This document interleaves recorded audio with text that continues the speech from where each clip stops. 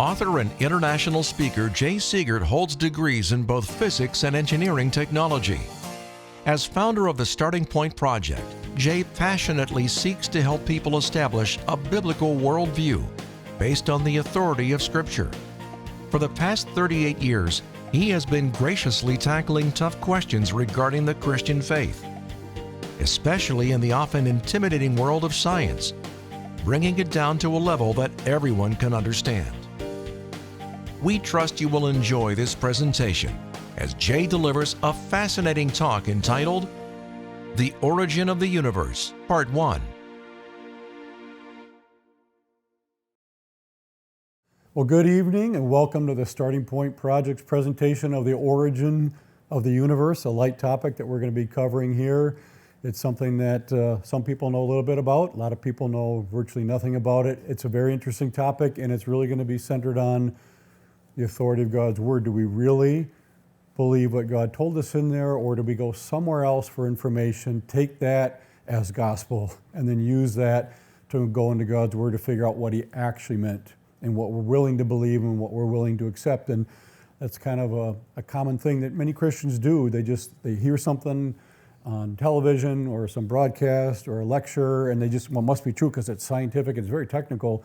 So then they take that and try to read that into Scripture and say, well, it can't really mean what it says because I just learned this other stuff in that scientific, and the Bible is just kind of an ancient religious document, and it could mean many, many different things. And so that's many people's approach to Scripture, but you're going to find out that God actually says what He means and means what He says, and there's a lot of science that backs that up. So this is kind of an exciting series, just part 1 and part 2. Part 1 is going to be exploring our options. What are our choices when we're thinking about the origin of the universe? Part 2, we'll be talking specifically about the Big Bang and some really strange stuff. And the really strange stuff is really strange stuff. We'll get there at the end of part 2. It's very, very interesting. But again, we're looking at the authority of God's Word. It really is what it claims to be, or it's not. There's really no middle ground on that. And I think once you've seen the series, you'll be very encouraged that you can actually trust the Bible and absolutely everything it says, cover to cover. So what are our options regarding the origin of the universe? There really are only 3. First one is that the universe was created by nothing. Second one, it was created by something. And the third one is it was not created at all. What does that mean? Well, it means it's always existed. Those are the only 3 options. Created by nothing, created by something, or it's always been here. I remember talking to someone a few years ago, I mentioned that, and they got really upset. No, there's millions of options. I said, no, there really are only 3. No, there's millions. I said, well, can you give me an example of one that would not be one of these 3 categories? Well, there are millions of them. I don't need millions, just even one example would help me out, see where you're coming from. He just kept repeating, there are millions of them, and then he got angry and changed the subject. But logically, we're not even talking about religion here or the Bible. We're just looking at logic. These are our 3 options. There's kind of a 4th option, but it's not really an option, and that is that the universe actually doesn't even exist. And some people try to tell you that the universe doesn't exist. Well, then how is it that we're here talking about the universe that doesn't actually exist? It's kind of a bizarre idea, so we're just going to assume for now that, yeah, we're really here and the universe actually exists. So these are our 3 options. We're going to look at each one at a time. Number 1, that the universe was created by nothing. Well, we should be able to rule that out right away because nothing can do nothing but nothing, right? I mean, that doesn't even make any sense that nothing could create a universe. So we'll just rule that out. Keep a marker here. We will be back. Seriously. Second option is that the universe was created by something. Okay, that's a logical option. It's very vague, though. What was this something? Well, there are 2 sub-options as to what this something could have been. Number 1, it might have been the universe itself. Maybe the universe itself created itself. Well, that doesn't make any sense. Something cannot create itself. It's a logical contradiction. We could rule that out right away, right? The universe could not have created itself. The other thing would be that something outside of the universe created it, outside of the natural world. Well, anything outside of the natural world would be considered the super supernatural world. Well, that's where the alarms go off, and it's like, no, you can't do that. Separation of church and state. You can't talk about the supernatural. You got to get that out of our school system. Well, that, again, was a philosophical decision they made to do that. It wasn't a scientific conclusion they came to, because I'd like to know what experiments and tests that they did in a laboratory to find out there is no supernatural. It can't be an option. It's actually impossible. You can't do a scientific test to say there is nothing outside of nature. There is no supernatural. It's logically inconsistent. It can't happen. Again, it was a philosophical decision to rule out the supernatural. And they have basically redefined science. They've hijacked the definition. When science got its start, which was birthed out of the Christian community, these scientists just took for granted, of course there's a God and he created the universe. There's no way this universe and life would just pop into existence on its own. Yes, it's obvious to everyone that God must have created it. And if God is a God of order, they expected to see order in his creation. So they were doing studying of the heavens and the earth and all that, and they found all these regularities, and they formulated laws and established these areas of science. So it was just a given. So science became basically discovering explanations for the natural world around us. It's a given that God created it, but they want to know, how is it operating? What kind of laws and things are regulating its operation? But they have hijacked the definition of science subtly. So watch how this changes. Now it is discovering natural explanations for the world around us. They have ruled out the supernatural right from the beginning. Again, philosophically, they just didn't want that to be part of the equation. Interesting quote from Richard Lewontin, an atheist. He said, "Our willingness to accept scientific claims that are against common sense is the key to an understanding of the real struggle between science and the supernatural. We take the side of science in spite of the patent absurdity of some of its constructs, in spite of the failure to fulfill many of its extravagant promises of health and life, in spite of the tolerance of the scientific community for unsubstantiated just-so stories, because we have a prior commitment, a commitment to materialism. Materialism isn't wanting to buy a lot of stuff. Materialism is the material universe. Only the physical universe exists. So whatever explanations you're coming up with, it has to be a material explanation. They have a commitment to that. He said it's not that the methods and institutions of science somehow compel us to accept a material explanation of the phenomenal world, but on the contrary, that we are forced by our a priori, that means ahead of time, they've decided ahead of time, to an adherence to material causes, no matter how counterintuitive, no matter how mystifying to the uninitiated. Moreover, that materialism is an absolute, for we cannot allow a divine foot in the door. They are not going to allow God in there in any way, shape, or form. Kick them out of our school systems. We did that in, I think, 62, 63. Now when things go wrong, they blame God. I say, don't blame God. He's not there. You want to fix it, bring him back, because they kicked him out. So, but they have this commitment to the material world. They will not even allow any kind of a supernatural conversation to go on. Physicist Leonard Susskind, this is what he said: two stories are possible. The first is creationist. God made man with some purpose that involved man's ability to appreciate and worship God. Let's forget that story. The whole point of science is to avoid such stories. Is that the point of science? Not at all. That's not how it originated. You guys hijacked it, and now you say the point of science is to rule God out, because again, you have taken over those institutions, largely speaking. Dr. Scott Todd from Kansas State University, this is a very interesting admission. Even if all the data point to an intelligent designer, such an hypothesis is excluded from science because it's not naturalistic, and they are only looking for natural answers. So he's admitting, even if all the data scream a God, a creator, a designer, we're just going to rule it out because we're not looking for those explanations, so that can't be science, because that involves the supernatural. We're only looking for natural explanations. So by that definition, they will never, ever, ever find scientific evidence for God or creation, because if it looks like that, they'll just say, oh, that can't be science then, because they've redefined everything. Simple exercise that I came up with: if I asked each one of you to write a 100-page research paper on the origin of that laptop, but here's the catch: nowhere in your paper can you ever refer to human beings, men and women, scientists, engineers, software programmers, none of that. You come up with some pretty crazy stories as to how we got laptops if you can't talk about people designing it and engineering it and all that. Well, that's what many of our science books are filled with today. Explanations telling us where the universe and life came from apart from design, apart from purpose, because they don't want that explanation. So they come up with a lot of crazy ideas of how everything came into existence. So we just ruled out that the universe came from something because it couldn't have created itself, and they don't want it to have been created by something outside of itself. So that leads us to option number 3, that the universe has always existed.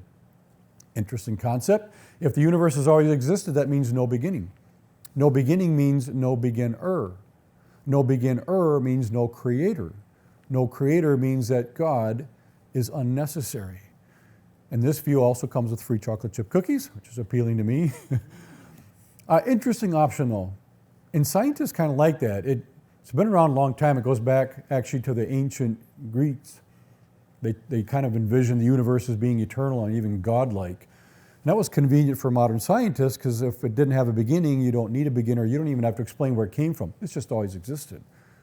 Well, it was convenient for a while until they looked at science a little bit further. So we're going to look just very, very briefly. I'm going to try to keep everything pretty simple here. Here's reason number 1 to believe that the universe has not always existed. And these are reasons that even secular scientists are using to come to the conclusion it has not always existed. Edwin Hubble. You've heard of him, the Hubble telescope. Well, through his exploration of space, he noticed something they call redshift of light, where these spectral lines are shifted slightly towards the red end. And it seemed to indicate that the stars he was seeing are actually moving away from us. It kind of has to do with what we call the Doppler effect. So it seemed like the universe was actually getting bigger and bigger, expanding. Well, if it's getting bigger and bigger going on out into the future, you back things up, that means in the past it was smaller. And if you continue to go all the way, eventually everything comes to a single point, where they believe that everything in the universe might have been something as small as the period on that page, maybe even smaller, just the size of an electron. Everything in the universe in a little point, maybe the size of an electron, at which point it began to exist. So they're realizing the universe did have a beginning just because of that. Now, around that time when they were coming up with these ideas, Einstein had his own idea about the universe called the steady state universe, which is kind of static, just kind of sat there. Well, he had a problem, because if it was just sitting there, gravity would pull it in and it would collapse on itself. So the physics wouldn't work. So he came up with something he called the cosmological constant. He's made it up, this magical force that's kind of pushing out and balancing the gravitational pullback so it could stay static, but he needed this cosmological constant. Well, when he found out the universe isn't static, it's actually getting bigger and bigger, he admitted this was the biggest blunder in his life to make up that cosmological constant. He was just winging it, putting a Band-Aid on there when it really had no justification for it. He normally didn't do things like that, but he did at that point. He realized he never should have done that, and he didn't need to, because the universe is not just static and sitting there. I believe it's expanding. So the new idea was there was this cosmic egg, maybe the size of an electron, that then expanded and formed the entire universe. Sir Frederick Hoyle was one of the world's leading astronomers and mathematicians. He was an atheist for most of his life. When he heard about this new idea for the origin of the universe, he said, what, like a Big Bang? He was being sarcastic. And then the name stuck, because that's why we call it the Big Bang today. It was just his idea, some cosmic egg that just expanded and formed the universe. But he was not impressed with that idea at all. Reason number 2 to believe the universe has not always existed has to do with something called the second law of thermodynamics. First and second laws of thermodynamics are probably the best 2 laws we have in science. First law says basically you can't get something out of nothing. The second law has to do with something we call entropy. It's the amount of energy that's unavailable for work. How much energy out there cannot really be used anymore to do any work. That's what entropy is related to. So, if you got some coals and a grill out there, initially there's a lot of potential there, a lot of potential energy to do a lot of work. Well, once you start burning it, kind of burns out, and the energy gets dissipated into heat and light and all that, and now not much is actually available to do any work. It's been dispersed. So things are kind of going downhill. And so we find out that the entropy, the amount that's unavailable, gets bigger and bigger. More and more energy is unavailable to do work over time. That's the formula for entropy, but you guys probably already knew that, so I won't go through that in detail. Basically, things are running down over time. So if you buy a brand new car like this, which I'm sure you did, that happens to it over time. You don't see this happening. It doesn't get better and better over time. Our experiences, we know everything's just kind of running downhill over time. If the universe was eternal, if it's been around forever, it would have run out of gas a long time ago. This is another reason why even secular scientists believe the universe is not eternal. It had a beginning. Stephen Hawking, he was the world's leading theoretical physicist, died a few years ago. He said, if your theory disagrees with the second law of thermodynamics, it's in bad trouble. In fact, the theory that the universe has existed forever is in serious difficulty with the second law of thermodynamics. The second law states that disorder always increases with time. It indicates that there must have been a beginning. Otherwise, the universe would be in a state of complete disorder by now, and everything would be the same temperature. It'd be kind of a dead, cold universe by now, but it's not. So we know it hasn't been around forever. That leads secular scientists to believe the universe actually had a beginning. So we've just ruled out number 3. Wait a minute, we ruled out all 3. But those are our only options. We got to pick something. I told you we'd be back to number 1. That's the winner. That's the one that most scientists go with. The universe was created by absolutely nothing. Sounds crazy, but they are dead serious about this. Getting something from nothing, in fact, getting everything from nothing. When you push them far enough, they will admit, okay, yes, it all came from nothing. So we had to think through this a little bit. Temporarily, we'll just think about the laws of science for now. Now, most of you probably have a refrigerator at home. If you don't, see me afterwards. I know a guy. But refrigerator works by Boyle's gas laws. P1V1 over T1 equals, it's actually not that complicated. It's pretty straightforward, but this is how a refrigerator works. So you've got some gases that can get compressed in the bottom. When you compress those gases, they give off heat. That's why the back of your refrigerator is always kind of warm. You got the coils that are exposed in the back. The gas was compressed, and so heat's being given off outside of the refrigerator. Then you end up expanding those compressed gases really quickly inside the refrigerator. When you expand gases, they actually cool down. So they're going to absorb heat out of the food. So in the refrigerator, they're expanding and they're drawing in heat from the food, cooling the food down, and then you take them back out again and recompress them. The heat goes off outside the fridge, and it just keeps circulating around and around. That's how a refrigerator works. It's Boyle's gas laws. Very, very straightforward. Here's the important point. These laws, they do an excellent job of explaining the operation of a refrigerator. But what they can't explain is the origin of a refrigerator. You can't make a refrigerator by just compressing gases. You can make the hinges and the doors and electronics and all that. So they do an excellent job of explaining how it is currently operating, but they can't tell us how it got here. It's the same thing with our universe. These laws that we've come up with, they do a great job of explaining the operation of the universe, but they're totally inadequate for explaining the origin of the universe. You can't use these laws to explain where everything came from to begin with, but that's what they're trying to do in our science textbooks. Interesting quote from Discover magazine: "The universe burst into something from absolutely nothing, zero, nada, and as it got bigger, it became filled with even more stuff that came from absolutely nowhere." Now, it does sound kind of funny, but you shouldn't laugh, because this is a science magazine. Most of the articles are written by PhD scientists, so that means they're true. That's not even a scientific statement. To say that everything came out of nothing, that actually goes against everything we know about science. But because it's in the science magazine, we read it like, wow, that's fascinating. How did they figure that out? They're so smart. No, it doesn't even make any sense. Here's one from Popular Science. "In the beginning, there was nothing. Then, with a big bang, an almost infinitely small, hot and dense universe exploded into existence." I was on an airplane for my first job, and I was traveling somewhere, and I was reading this article. And I thought, okay, I'll give them a break. They said there was nothing, and then they said there was an explosion. I was thinking, okay, what exploded? When you said there was nothing, and then immediately after you said there was an explosion, what exploded? This is just the first page of the article. I'm sure they'll get to that. I read the rest of the article. They never even mentioned it again. But boy, did they have a lot of details about the Big Bang and everything. I said, wait a minute. First, you need to explain what exploded when you yourself said there was nothing. They just gloss over it, and we miss that if you're not thinking critically. Here's another quote. This came from a scientist a number of years ago. I heard it on an audio lecture, and I didn't think to write the guy's name down, but I remembered it word for word because it impacted me, because I thought it doesn't make any sense. So I think this was a nuclear physicist. He said, even where there's nothing, there's always something going on, you know? It's like, yeah, I could picture that. No, it doesn't make any sense. But because a PhD scientist said it, we're supposed to be impressed by it. The same scientist also said this. You have to remember there's a difference between nothing and absolute nothing. Like if you had absolute nothing, of course you're not going to get a universe out of that, but if you just had nothing, yeah, you could probably get a universe out of that. It's like, really?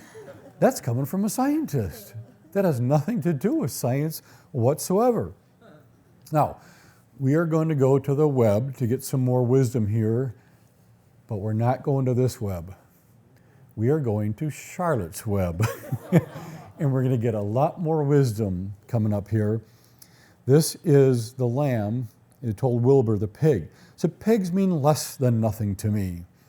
What do you mean less than nothing? Replied Wilbur. I don't think there is anything such as less than nothing. Nothing is absolutely the limit of nothingness. It's the lowest you can go. It's the end of the line. How can something be less than nothing? If there were something that was less than nothing, then nothing would not be nothing. It would be something, even though it's just a very little bit of something. But if nothing is nothing, then nothing has nothing that is less than it is. There is more scientific truth in that than in these PhD scientists who are overeducated. It's just interesting. That makes sense, but the scientists don't always make sense. Here's Lawrence Krauss, one of the leading theoretical physicists today, also an atheist, brilliant scientist, seriously, very sharp, and they know operational science very well. That's not a question, but then they try to use that to explain the origin of everything, and that's where they're a bit off. He said, even if you accept this argument that nothing is not nothing, you have to acknowledge that nothing is being used in a philosophical sense. But I don't really care about what nothing means to philosophers. I care about the nothing of reality. And if the nothing of reality is full of stuff, then I'll go with that. See, he can't get a universe out of nothing unless he redefines nothing. So his nothing is full of stuff, and then he can use the stuff to create a universe. So instead of nothing being no thing, now nothing is something, and then he uses the something to create a universe. That's not science. That's anti-science. That's craziness. But it comes across as being so brilliant because it's theoretical physicists. I mean, it's smart people, so everything they say must be true. No, we really need to be thinking through what they're telling us. I like this one a lot better from New Scientist.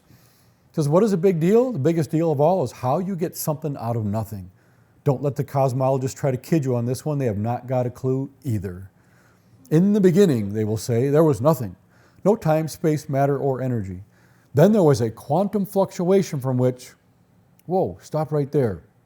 You see what I mean? First there is nothing, and then there is something. And the cosmologists try to bridge the two with a quantum flutter, a tremor of uncertainty that sparks it all off. Then they are away, and before you know it, they have pulled 100 billion galaxies out of their quantum hats. You cannot fudge this by appealing to quantum mechanics. Either there is nothing to begin with, in which case there is no quantum vacuum, no pre-geometric dust, no time in which anything can happen, no physical laws that can affect the change from nothingness into somethingness, or there is something, in which case that needs explaining. It's really that simple. Either there truly was nothing to begin with, in which case nothing will happen because nothing can do nothing but nothing, or there was something, in which case you have to ask, what was that something? Where did it come from? How did it create an entire universe? They don't have answers for any of those things. And then we can go to this, the classic question, which came first, the chicken or the egg? We're going to ask which came first, matter and energy or the laws that guide it? Seriously, that's a serious question. If matter and energy has popped into existence from nowhere for no reason, it's probably hanging out thinking, we'd really like to do something, but there's no one around to tell us what we can and can't do. There's no laws. Well, what if the laws of science just popped into existence out of nowhere for no reason? They're thinking, we got all these great ideas, but there's nothing to work with. So what happened first? What came into existence out of nothing first, the matter and energy or the laws? I mean, it doesn't even make sense to think of laws of science coming out of nowhere for no reason and just hanging out in case matter and energy show up later.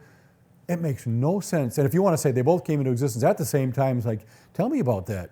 Show me some experiments that back any of that up whatsoever. And again, Stephen Hawking, again, brilliant scientist. I do not deride these guys at all. They are brilliant people, but there's a big difference between intelligence and wisdom. He had to talk about how you get something out of nothing.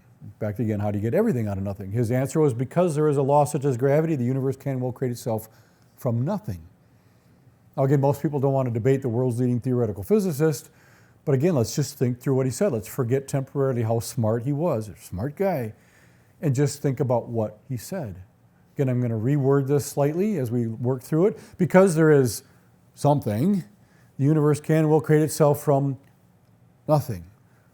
Wait a minute, if you have something, you don't have nothing. And what was the something he mentioned? It's the law of gravity. What is the law of gravity? It's not a physical thing that you can weigh and paint and bend. It's a description of how the universe operates. But you can't have a description of how the universe operates unless you have a universe to describe. But if you have a universe to describe, you're not creating it out of nothing. It already exists. So here's an example of a statement from a very brilliant scientist that makes no sense whatsoever. Even other atheists called him out on that because it contradicts itself. I thought of this a while ago. It's interesting. Makes your head spin a little bit. Christians and atheists believe the same thing. Here's why. See, a Christian believes that nothing is as powerful as God. An atheist believes that nothing is as powerful as God. Now, when a Christian says that, we mean nothing, meaning there isn't anything as powerful as God. When an atheist says nothing, they mean the absence of everything. The absence of everything is as powerful as we say God is. Everything we say only God can do, they say nothing could do that. So we both believe that nothing is as powerful as God. Just an interesting twist on words there. We're going to look at something next called the fine-tuning argument, the anthropic principle, the idea that it looks like the universe is finely tuned and designed and set up just right for life to be possible. There's all these factors, especially in physics, within the universe, that if they aren't right where they are today, life's not possible. So the question is there a Big Bang and all these factors just landed right where they need to be? Or would that be evidence that God designed them where they needed to be? Now, to talk about this and a response that secular scientists have, I came up with this analogy here. There's a guy, he's standing in front of a firing squad. These are expert marksmen. They're standing 8 feet away. There are 6 of them. They're going to execute him. And he hears ready, aim, fired. He hears all the guns go off. And he's still standing there. He removes his blindfold and he's just shocked. Like, how did all those guys miss? And so people are asking him, how in the world did those guys miss you? He goes, of course they missed me. If they didn't miss me, I wouldn't be standing here to be talking to you right now. That's true. If they hadn't missed, you wouldn't be standing there talking to me, but that doesn't explain why they missed. So that's what secular scientists say about the universe. Of course all the factors are right. If they wouldn't, we wouldn't be here to be thinking about it. That's true, but that does not explain how the factors got that way. But that's kind of their approach to this. Here's my analogy that I came up with fine-tuning. Let's say you work in a recording studio, and the piece of equipment you're using only has one control, as a slider, and the slider goes from value of 1 up to 50. Could be anywhere in there. That's the only control on this thing, and you work with that. And every day before you leave work, you slide it down to 1. So you come in the next day, and you see that it's set at 47, which is weird because that's exactly where you need it for your next project. You know you put it down to 1, but now it's right where it needs to be. So you ask your boss, like, what's going on here? He goes, oh, I'm sorry, my son was in here this morning. I told him not to mess with it, but he was just going up and down, and that's where he left it. Would you believe him? Yeah, maybe. It's a 1 in 50 chance, right? That's not that crazy to believe that.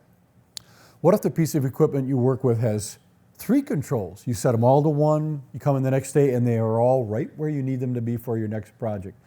And you say, boss, what's going on? Oh, sorry, my son was just kind of messing around with them, and that's where they ended up. Would you believe him? Well, what are the chances now? The chances are much less. 1 chance in 125,000. That's not impossible, just kind of unlikely, but it's not impossible. So if it happened, you're like, that's so weird, but it's not crazy. All right, what if the piece of equipment you use had 21 controls? And they're all set right where they need to be, and you say, boss, what's going on? Oh, my son, he was just kind of messing around. Sorry about that. Would you believe your boss? Now you should not believe him because there's one chance at 477 million, billion. It would be crazy to think that that happened by accident. You can see how it's just starting to go astronomical here when you add controls. Well, there are so many fine-tuning elements in the universe, and some of them are extremely fine-tuned, not just like 1 through 50, but the range is so long, it's crazy to think that it just happened by accident. And there's a whole bunch of them. I'm not going to go through all of these. This is just a small sampling of the ones that we could go through. For the time that we have, I'm just going to look at these last two, the gravitational constant and the cosmological constant. What are the chances that just these two factors, out of all we could look at, just these two happen by accident, no God, no creator, no designer. There was this Big Bang, and these two factors turned out to be right where they need to be. Well, here's a formula for the force of gravity between two objects. Again, you guys probably knew that already. This capital G, that is the gravitational constant. The number at the bottom, that's the value for the gravitational constant. The reason I have a picture of the sun up there is a reminder for me to tell a story. When I was in college, getting a degree in physics, I was calculating things all the time, over and over and over. And I graduated and I realized I don't have to calculate as many things anymore. And for my first job out of college, I was traveling all the time, and I was flying somewhere one day, and I was bored out of my skull on the airplane, and this is before cell phones and all the stuff you can do. So I was looking for something to do to kill some time. And I thought, what if I calculated something? That takes time. I was looking out the window of the airplane, and I saw the sun rising. And I wondered to myself, could I calculate the mass of the sun just from what I remembered in my head from physics? I know, kind of strange, you might not want to make eye contact with me later. But I remember the force of gravity formula. So I got out some paper, I drew some diagrams on there, put that formula on there, another formula, did some calculus and a bunch of stuff, and I came up with a number. And I had no idea if I was anywhere close to being right. Not a clue. I got home, got out my physics book, which this is actually a picture of it, I still have it. My wife says, there's a surprise. But I got the book out to see what the value was. I was 0.1% off. And thought, that's really cool. I was flying on an airplane. I just calculated the mass of the sun. What does that mean other than I'm really weird? This stuff works. The formulas work. Science is cool. It was birthed out of the Christian community. We don't question science. We love science. And when you do it properly, it backs up God's word over and over and over. But the big question for us in this presentation is, why is the gravitational constant that value and not something else? There was a Big Bang, it could have been just about anything. In fact, scientists tell us if you had a ruler that was so long, it would stretch from one side of the universe all the way to the other side. It's a long ruler. Every inch on that ruler could represent a different possible value for the gravitational constant. It could have been anywhere. Well, let's say that this is where it is right now. It's on the number 2. Big Bang, that's where it stopped. What if it wasn't there? We could take that and slide it halfway across the universe to see how that affects us. We're not going to do that. We're going to move this thing 1 inch. What happens? This is what happens if we're off by 1 inch here. Animals anywhere near the size of people are instantly crushed. Insects have to have very thick legs to support themselves. Creatures are much bigger than that. They can't even survive. That's from adjusting this constant 1 notch on a ruler that goes all the way across the universe. Did we get lucky and it landed right where it is? Or might that be evidence of design? That's just one constant that we look at. Now the second one, the cosmological constant, has to do with what they call the energy density of empty space. You can forget about that. It's just another factor in physics. It's actually related to the Big Bang, which I don't really buy into, but even if you bought into the Big Bang, this is one of those things that says it just can't be an accident. What are the chances that this factor happened just by accident? Again, no God, no designer, no creator. They've calculated that. They tell us there's one chance in 100 million, billion. That's a massive number, big number. What's more interesting is asking, what are the chances that both of these two things turn out right by accident? Not just one or the other, but they both turn out right. Gravitational constant and cosmological constant. They've calculated that too. There's only one chance in 100 million, trillion. If you haven't studied math or science much yet, that's a big number. Unbelievably big. Just screams a creator Owen Gingerich, a Harvard astronomer, said a common sense and satisfying interpretation of our world suggests a designing hand of a super intelligence. He says, it's just screaming. All the evidence just points to there must be a God, a creator. This cannot happen by accident. Psalm 33:6, by the word of the Lord, the heavens were made, and all the hosts of them by the breath of his mouth. God is one who created this universe. He told us about it, and the more we look at science, the more it backs up that you can actually trust what he says, everything that he says. And we're just scratching the surface here. That's Origin of the Universe, Part 1. In Part 2, we will be taking a look at the Big Bang in a fair amount of detail to see, is this like a solid principle in physics and science and it's kind of a given, or there's some questions with it? Does it fit in with the Bible or not? We will address that in Origin of the Universe, Part 2. So stick around for that. We will be back. We hope you enjoyed this presentation and trust it was an encouragement to you. For more information about our ministry and resources, visit us online at thestartingpointproject.com.